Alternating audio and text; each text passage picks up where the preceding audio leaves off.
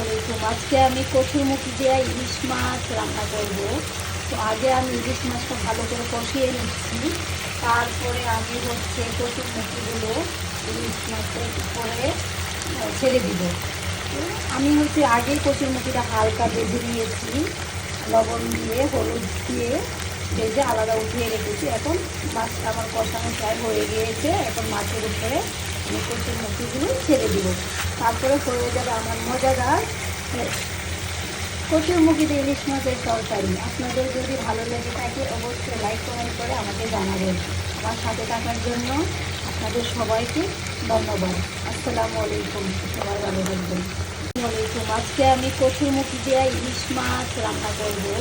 তো আগে আমি ইলিশ মাছটা ভালো করে কষিয়ে নিচ্ছি, তারপরে আমি কচুরমুখীগুলো ইলিশ মাছের উপরে ছেড়ে দিব।